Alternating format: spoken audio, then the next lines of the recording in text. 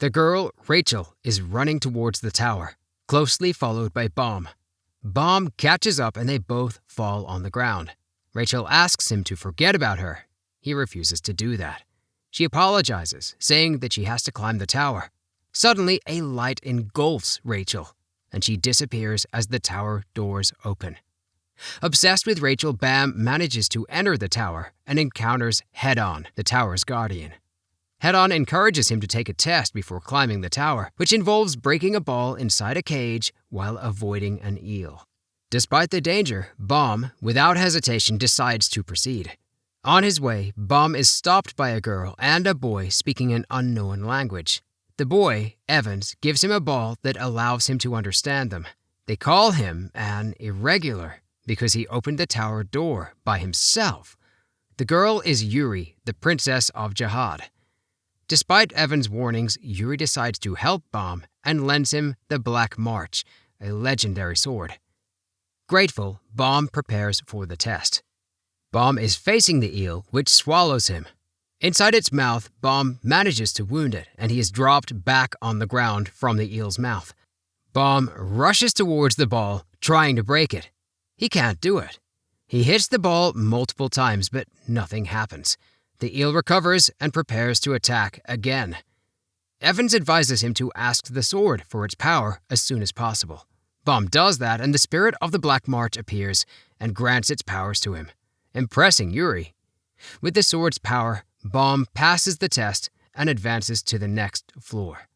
Yuri tries to follow him to retrieve her sword, but is stopped by Evans, who reminds her of the rules against interfering with the tests. Despite this, Yuri persists in following Baum. Baum is then taken to another challenge, where he must fight against many other participants. There are 400 people in the fight, but only 200 can pass. Baum grabs his sword and tries to escape while being chased by other competitors. Some competitors are eliminated by others. Baum continues running until he encounters a large, multi-eyed opponent. Despite his fear, Baum tries to take him on but finds himself surrounded by 2 other opponents, a boy with white hair and a lizard armed with a spear who recognizes the power of the sword and wants to fight Baum. Meanwhile, a boy with white hair approaches and taunts a lizard, asking how much a talking alligator is worth. The lizard, named Rack Wraithrazor, gets upset and declares that he's not an alligator, but a lizard. Kuhn, the white-haired boy, asks what Rack wants from Baum, and Baum replies that Rack wants to hunt him. Kuhn comments that Rack is similar to the other participants and tries to walk away. However, upon seeing Baum's sword, he becomes interested in it and distracts Rack to escape with Baum. As they hide behind another competitor, Kuhn introduces himself and shakes Baum's hand. He then asks Baum where he got the sword. Baum explains that a princess lent it to him so he could meet someone. Kuhn finds this interesting and asks Baum to join him. Meanwhile, Rack searches for them while the other participants continue to compete against each other. When all 200 players are present, they are ordered to form groups of 3. Baum and Kuhn decide to join Rack, but Rack rejects them and continues to pursue them as his prey. However, Baum and Kuhn catch Rack and grab him tightly by the body. Finally, they are transported to the next stage, along with the other participants. In the next stage, Lero, one of the supervisors, explains the rules and uses his skill with water to push the participants backward. Baum surprises everyone by not being repelled by the water, which makes Lero consider him a monster. Lero allows Baum to pass the test, and they make a bet on who will get through a water barrier first. Baum chooses a girl, but Lero chooses her too, and in the end, declares a tie. Lero answers some of Baum's questions about the tower and the irregulars, revealing that those who enter without being chosen by Headon are considered irregulars. Meanwhile, a frustrated contestant undergoes an immortality test by Lero, demonstrating the workings of an ability called Shinsu, admitting in the end that he was not as strong as he thought he was.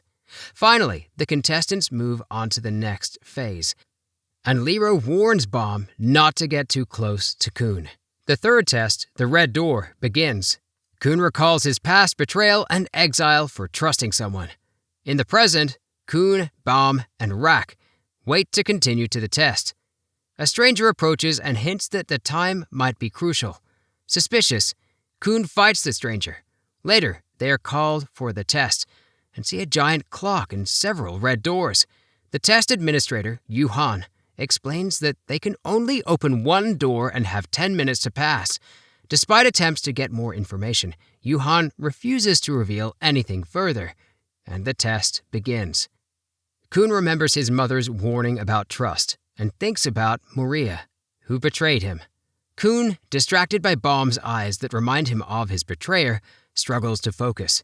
Before 5 minutes pass, Rack instinctively kicks in a door, and the group passes the test. Yuhan explains they needed to open a door within 5 minutes and comments on Kuhn's distrust versus Rack and Baum's trust. Kuhn leaves silently, and Yuhan warns him about the contents of his briefcase. It is revealed that the stranger was a Yuhan infiltrator testing the hint's impact. Baum tries to discuss the princess with Kuhn, but avoids the topic. Elsewhere, a group of hooded people participates in the tower tests. Yuhan and Quant, in charge of the first 2 test phases, discuss the hooded group that passed both tests.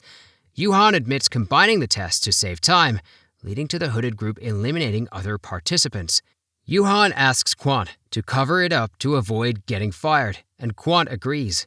Yuhan contacts Lero to address the situation. Baum goes to get a drink for Rack, but realizes he has no money. A guy in a sports suit buys the drink and introduces himself as Shibisu, along with his companions, Anak and Hatz. Baum thanks them and introduces himself. Shibisu expresses his desire to reach the final together. Lero approaches and informs them about an optional extra test called the Crown Game. Passing it grants access to the entire tower's power. Most participants eagerly decide to join. Lero explains the Crown Game rules. They must protect the crown wearer and prevent theft until all opponents are defeated. The crown wearer cannot move and loses if the crown is taken or they leave the throne. A new group of hooded participants will also join. Shibisu's group decides to participate first. Anak, the girl in green, takes on the other group alone, using her weapon, a sword that transforms into a whip. This attracts the attention of the Black March and one of the hooded men. After winning, Anak secures the crown. Baum spots Rachel among the hooded men, but thinks he's mistaken. Lero announces that Shibisu's group now has the crown and starts a countdown for another group to challenge them. Rack prepares to act, but Kuhn stops him, asking to wait a little while longer. At the end of the count, 2 groups enter the battle, one strange group and one with a sleepy boy. Hatz and Shibisu split up to protect Anak. Hatz easily handles the strange group while Shibisu struggles against the sleepy boy's group until Hatz saves him. The sleepy boy, Laure, secretly uses Shinsu to attack Anak, infuriating her. Without leaving the throne, Anak fights back with her sword, which transforms into multiple whips. The power of Anak's sword causes the Black March to react strangely, releasing its power. Anak notices the Black March's presence and stops. Laure's group takes advantage of the confusion and leaves the field, getting disqualified. Anak then confronts Baum about having the Black March, stating that as a princess of Jihad, that sword is not for him. Baum refuses to hand it over, saying Yuri lent it to him. Anak reveals that the Black March is similar to her Green April and belongs to the 13-month series of King Jihad. She demands the sword again, but Baum still refuses. Lero intervenes, disqualifying Anak. Anak proposes a wager to Baum for the swords. Although reluctant, Baum finally accepts, fearing Anak might seek him out after the test to take the sword by force. On her way back to her cell, Anak is provoked by a girl from the hooded group who calls her a traitor, revealing Rachel is in that group. The trial resumes with several groups, including Baum's. Kuhn takes the crown before the others and keeps it in his briefcase, daring them to take it from him. After dodging several attacks, Kuhn reveals the crown was a fake, taunting the others. The hooded group decides to intervene.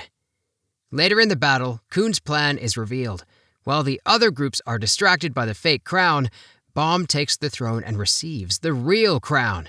This showcases Kuhn's ability to copy objects with his briefcase. The other groups ally to eliminate Kuhn, but Rack intervenes and easily defeats them. The third round ends and a new round begins.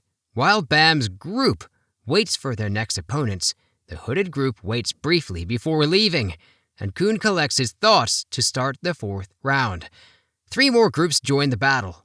One group tries to ally with another, but gets betrayed and defeated, leaving only 2 groups. Kuhn reveals that this remaining group is his ally, explaining how he rescued them in a previous trial. Rack praises him for his cunning, and Kuhn gives him a chocolate bar to prepare. Baum's allies defeat the other group and return to their cell, ending the 4th round. Kuhn insists they must win the bet and will do whatever it takes to help Baum explore the tower. Lero announces the start of the final round, with the 4 remaining groups entering. Rock and Kuhn prepare for battle, but are distracted by a multi-eyed masked woman defeating other groups. The woman heads straight for Baum, who is defended by a member of the hooded group. Baum recognizes the masked woman's voice and asks if she is Rachel, but gets no answer. During the fight, Rock asks Kuhn if he bribed the hooded men, but Kuhn denies it, saying they came from a different exam and had no interest in the crown. Kuhn defeats one of the masked woman's allies, while Rack defeats the other. The hooded girl continues to fight the masked woman, but her heel breaks, allowing the masked woman to close in on Baum. Baum abandons the crown and the throne to protect Rachel, who is revealed to be one of the masked girls.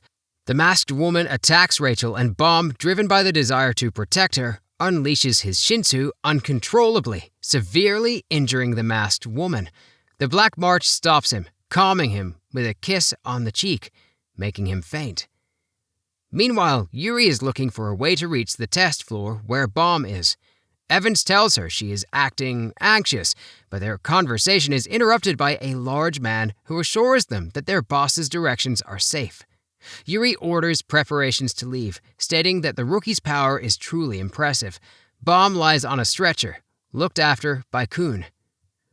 Elsewhere, Lero talks to Yuhan, asking why he organized the crown game. Yuhan mentions it was Kwan's mistake and intended to facilitate the hooded group's progress. Lero notes that the hooded group ignored the crown, suspecting one girl knew an examinee, which breaks Headon's rule against familiar contestants facing each other. Yuhan defends the test's purpose to eliminate dangerous ideas or powers from the tower. Lero asks if anyone can control Shinsu without a pact. Yuhan replies that it is against the rules except for an irregular named Mazino. Lero leaves, contemplating Baum's Shinsu control, believing Baum might be Shinsu himself and a danger to the tower. Meanwhile, Baum sleeps, and Kuhn urges him to wake up for the next day's test. Rachel interrupts and asks Kuhn for a favor. While Baum is still unconscious, Rachel tells Kuhn how Baum chased her when she decided to climb the tower. She never imagined he would follow her, so she asks Kuhn to lie to Baum, making him doubt if he truly saw Rachel. She believes that they became burdens to each other when together. Kuhn thinks she's being selfish, since Baum genuinely wants to be by her side. Meanwhile, Anak takes the Black March and gives it to Shibisu, hoping to communicate with it since the sword doesn't talk to women. Shibisu tries, but the sword finds him unattractive and doesn't respond. Anak withdraws with the sword, only to be confronted by Endorsi, a member of the hooded group. Endorsi warns Anak that the sword belongs to Yuri, the only chosen princess in the last 500 years, and calls Anak an imposter. Kuhn and Rock are in Baum's room, with Kuhn determined to keep Baum from Rachel. Baum wakes up, realizing he has been asleep for 5 days. All participants gather in a large room to select their positions before the 4th test. Lero explains the roles: fisherman, close combat; spearman, long-range attacks; lighthouse keeper, illuminates the tower and gathers information; scout, frontline analysis and support; and wave controller, manipulates Shinsu for support or combat control. Kun asks if injured participants are disqualified, and Lero confirms, referring to Bomb as a potential wave controller. Since the teacher for that position was delayed, Bomb still has time to recover. After the meeting, Kun tells Bomb he can return to the trials and suggests the girl he saved wasn't Rachel to cheer him up. He gives Bomb new clothes, as his previous ones were bloodstained. Bomb changes and learns that Rachel did save him, but she wants to distance herself. He heads to Rachel's room but hesitates and leaves. In class with other wave controller candidates, Master Yuga explains Shinsu and the necessity of making a pact with the guardian. When Bomb tries, a giant snake appears and agrees to be his guardian due to his incredible scent. Bomb feels exhausted as he observes others acting normally. Later, Bomb apologizes to the girl in the mask for damaging her eye and meets Ho and Lowry, who offer their help. Bomb returns to Kun, who explains that Rak is in the spearman class. There, they must throw a spear at distant objects. Shibisu and Hots take Bomb to the cafeteria, where they meet other group members. Endorse joins them, questioning how they can get along if they are enemies. Shibisu explains he was selected for the position of scout, and as a test, must make 9 friends, so he needs everyone's help. However, Endorsi doesn't believe in friendship. Anak arrives, supposedly no longer part of Shibisu's group, and remarks that Endorsi, a princess of Jihad, has fallen low by simply eating with others. Bomb notices the presence of the Black March, and Anak makes it clear she won't give it back to him. Bomb asks if both Anak and Endorse are Yuri's sisters.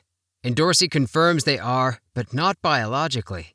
They are chosen from the best families and races to be symbols Jihad boasts about. Endorsi attends a class for those selected to be the fisherman position. In this class, participants must accumulate points by taking down opponents, risking their lives. Endorsi considers eliminating others for more points, but is attacked by Anak. Endorsi repels the attack, calling Anak weak without her green April, and reminds her that she is an imposter. In the Lighthouse Keeper class, Kun gathers information and notices Rachel performing the same task. Kun discovers that Rak qualified for the next test and searches for information about Rachel or Bomb, finding very little, which he finds strange. He then searches for information about Anak and learns she was chosen as Princess Anak after becoming supreme and receiving the green April. This catches Kun's attention, as Anak is supposed to be dead according to the information. Meanwhile, the battle between Anak and Endorse continues. Both have thrown several participants into the void during their chase. At one point, Anak catches up with Endorse, but Endorse stops her and slams her to the ground. Endorse reveals she is the daughter of the real Anak, the real princess of Jihad. She mentions that she realized this during the crown test, which is why she called Anak an imposter. However, she stopped pursuing her because she became interested in someone else. Anak's past is then shown, where we see her happy with her mother. The king of Jihad was the first man to climb the tower and founded the kingdom. Women who receive Jihad's favor become princesses. These princesses are not his daughters, but come from all over the tower. The price for the power bestowed upon them is that they are not allowed to have relations with men or have children, to prevent the spread of their power. However, Anak's mother disobeyed this rule. In their battle, Endorse dodges all of Anak's attacks and claims that Anak's mother made a grave mistake in trying to spread the power granted to them. Enraged, Anak manages to break Endorse's guard and pushes her into the void. Before she falls, Endorse grabs Anak, and they both fall together, ending the ordeal at the bottom of the platform. Both survive and begin to argue. Endorse tells Anak that her mother, whom she considered a sister, treated her very well after she became a princess. Endorse asks if Anak ever regretted what she did, but Anak says no, remembering the moment she said goodbye to her mother before she was killed. Elsewhere, Bomb is performing a spell with other participants. One who thought he was superior to Bomb realizes he cannot master his Shinsu, while Bomb keeps improving thanks to Lowry's help. Lowry taught him how to be better at controlling his Shinsu in exchange for a favor. Oh, Lowry. Kun arrives to take Bomb away, and the envious participant leaves. Kun tells Bomb about the fight between Anak and Endorsi, in which both were seriously injured due to their complicated relationship. Shibisu then comes in sad because he needs to make more friends to pass the test. Bomb asks Kun to help, and Kun has an idea. Meanwhile, Endorsi is in the hospital with a broken leg, mentioning that she ran out of stitches due to medical expenses, so she has been unable to eat. She receives a visit from Bomb and Hats, who curiously bring her food but don't deliver it until she agrees to be friends with Shibisu. Endorsi is reluctant at first but finally relents when Hats asks her nicely. They then try to do the same thing with Anak, but she refuses. However, they convince her with a chicken pie. Afterwards, the four celebrate their successful plan. Everyone gathers in the cafeteria for lunch, except Rachel, who is still avoiding Bomb and eating apples alone. Endorsi finds her in the bathroom and they chat. Rachel asks if Endorsi has made new friends, to which she replies that they only pay for her food. Rachel also inquires if Bomb has mentioned her, but Endorsi says he hasn't. Before leaving, Endorsi speaks positively about Bomb, expressing confusion over Rachel's desire to avoid him, given his willingness to sacrifice for her. During Shinsu's class, he continues to envy Bomb's sudden improvement, suspecting he's hiding something. After training, Bomb feels exhausted and remembers his village's attack. He finds a letter on his floor, detailing instructions to ascend the tower. Liro meets with Yuhan, demanding the explanations for not overseeing the next trials, as they plan to replace him with a less competent administrator, Quant. Meanwhile, Liro gathers all participants to explain the next test, the joint test. It's a chase, with Rack and Rachel's partner exempt, as they previously passed. Participants are divided into two teams, receiving individual marks for points. Kun realizes he's on Team A, while Bam is on Team B. Two chasers, Quant and a fisherman, wear red badges for identification. The test occurs in a circular building resembling a ship. To win, a team must get their chaser to the finish line or steal Quant's badge. The winning team receives 10,000 points, or 20,000 if they take Quant's badge. However, they lose if Quant takes their chaser's badge.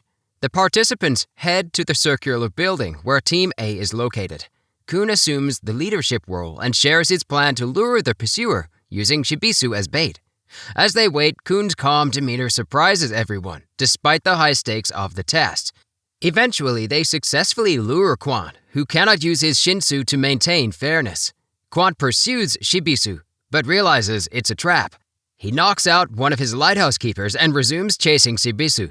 However, he falls into their trap, as Kun poses as a lighthouse keeper, and Anak acts as the fisherwoman tasked with stealing Quant's badge. Anak attempts to take Quant's badge using her green April, but fails, angering her. Liro wanted to oversee the test, knowing Quant's tendency to lose control when angry. Surprisingly, Quant restrains himself and waits for the participants' next move. They all flee, and Quant grants them a 2-minute head start before pursuing them. Meanwhile, Bomb searches for Rachel, who calls herself Michelle, to confuse him. Dorsey informs him that she's already left, and Bomb questions why Dorsey chose her. Dorsey replies that she was his only option. Team B races towards a bridge to win, but Kun anticipates Quant's resistance. As they run, Kun notices Quant counting before giving chase. Kun instructs everyone to prepare for Quant's arrival. Anak takes an elevator, giving them a 10-minute advantage, while Quant must use the stairs, making him vulnerable to ambush. They must stall Quant for at least 5 minutes. As Quant reaches the staircase, he realizes he's been ambushed. Knowing the pursuer from Team B is ascending, he decides to teach them a lesson first. Hiding in the shadows, Quant swiftly takes out the participants on the stairs, accomplishing the task in under a minute. Despite their efforts, Quant continues his pursuit. Anak escapes the elevator with her escort, but Quant quickly catches up, having defeated everyone on the stairs. Shibisu suggests waking Lowry up to help, but Kun hesitates, knowing Lowry is practically approved already. Lero watches the situation unfold on a monitor, believing he's already lost as Quant knows which exit Anak is heading for. Carr reminds Lero not to underestimate Kun. Lero considers copying the badge with his briefcase, but Quant modified the badges with his Shinsu, making it impossible to copy or compress them. Shibisu and 2 others attempt to stop Quant, but he easily defeats them. They inform him that they've lost sight of Anak. Quant arrives at the bridge where Anak is supposed to be, but Kun is waiting for him instead. Quant asks about Anak, and Kun lies, saying she jumped to use the exit below. Quant disbelieves him, as the fall would be too great for her to survive. Kun insists she's a Jihad princess who strengthened her body after an earlier ordeal. Kun's true intention is to mislead Quant, as Anak is hiding inside a blue cube that Kun holds. Kun attempts to trick Quant into jumping off the bridge in pursuit of Anak. Quant, aware that Kun is hiding her, decides to jump onto the bridge with Kun. If Kun dies, the cube and Anak will disappear, falling into the void. As they fall, Kun releases Quant, allowing Anak's sword to save him, causing only Quant to fall to the ground. Anak climbs back onto the bridge, approaching victory in the test.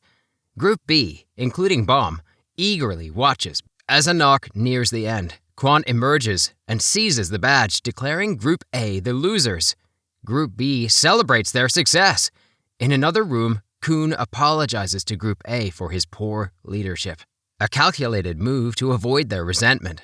Kun covertly betrayed Group A to rescue Bomb, recruiting Lowry to find Quant and help him back onto the bridge. Lero questions Kun's betrayal, but Yuhan clarifies that Kun acted intentionally as Lowry, Anak, Shibisu, and Kun had already qualified.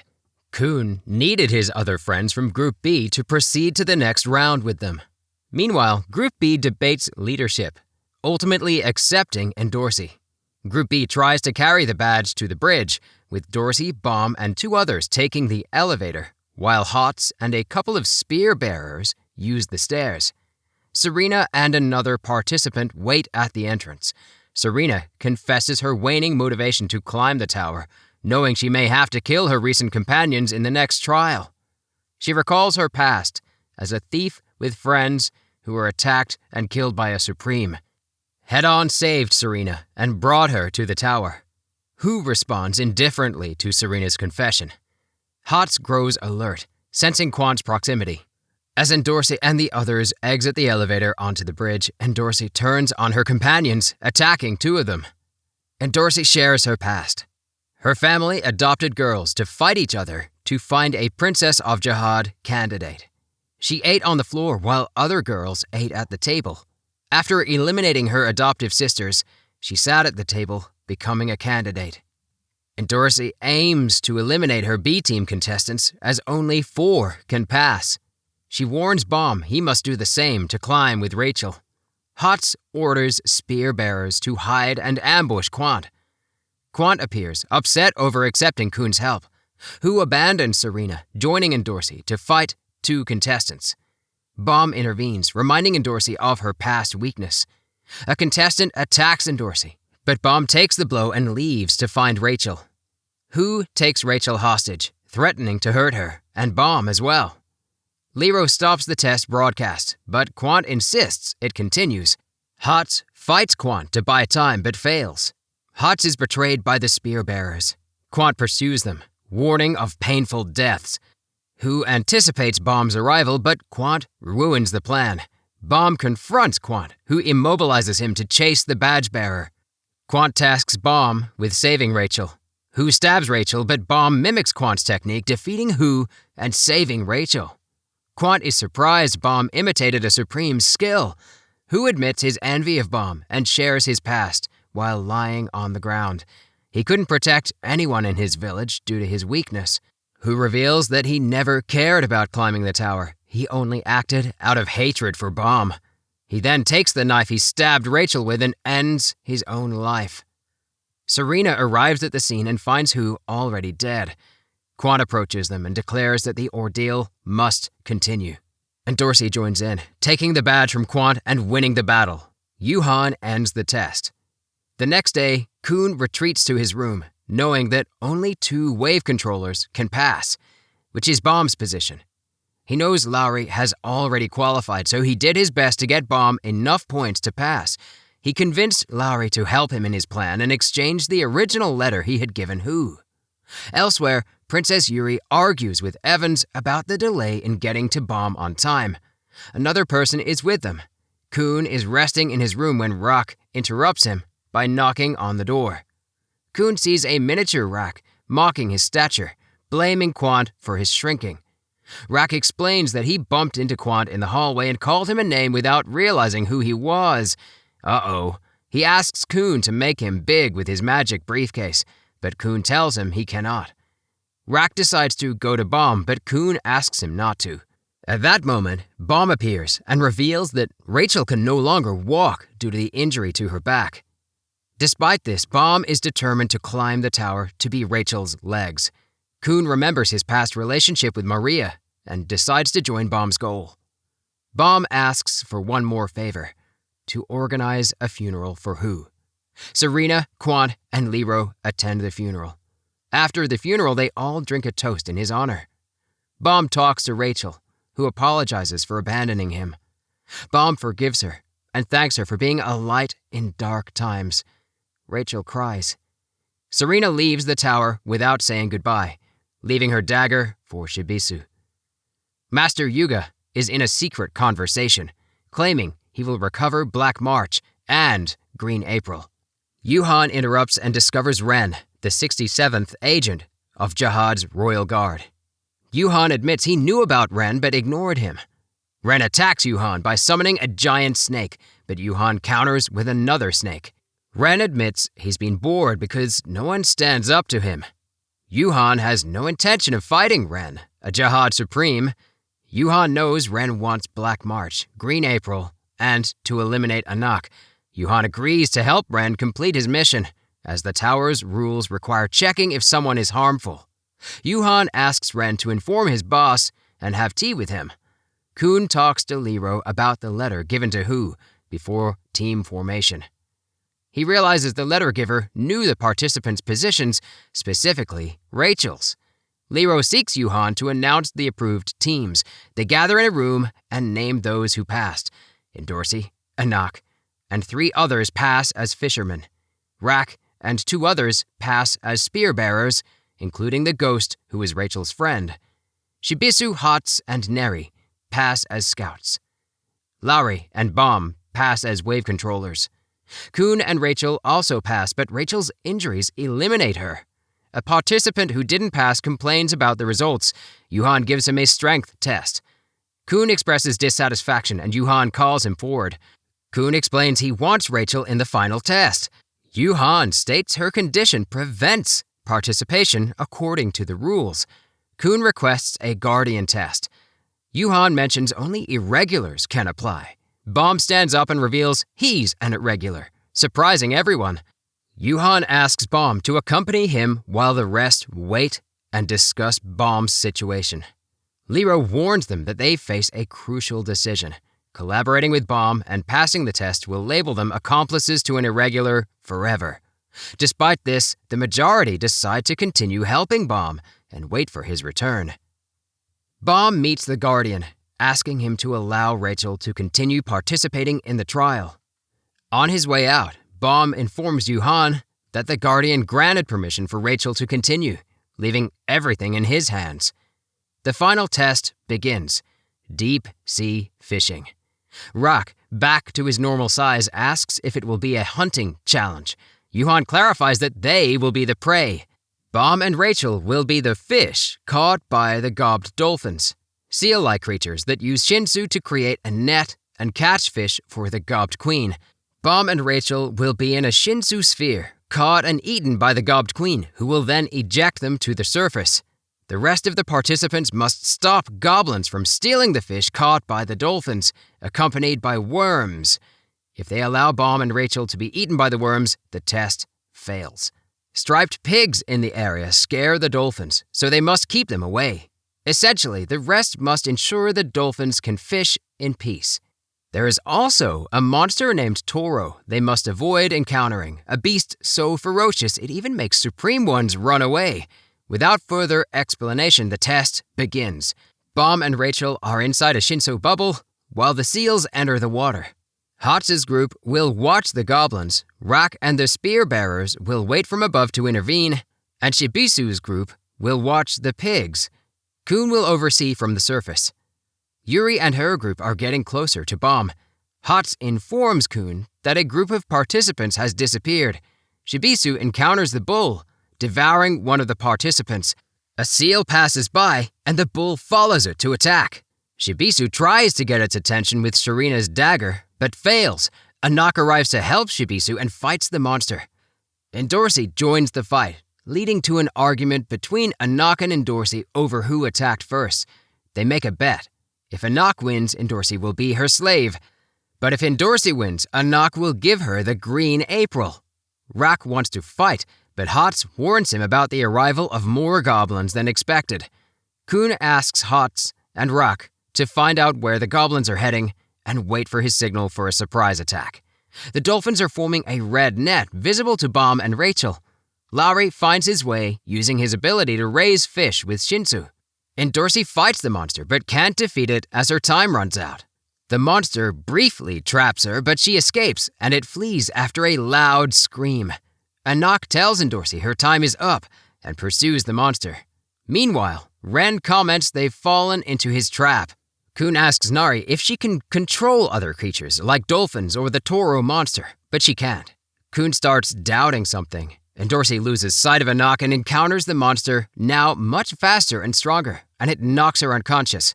Anak searches for the monster, but encounters Ren, whom she tries to ignore. However, Ren mentions her mother, making Anak stop.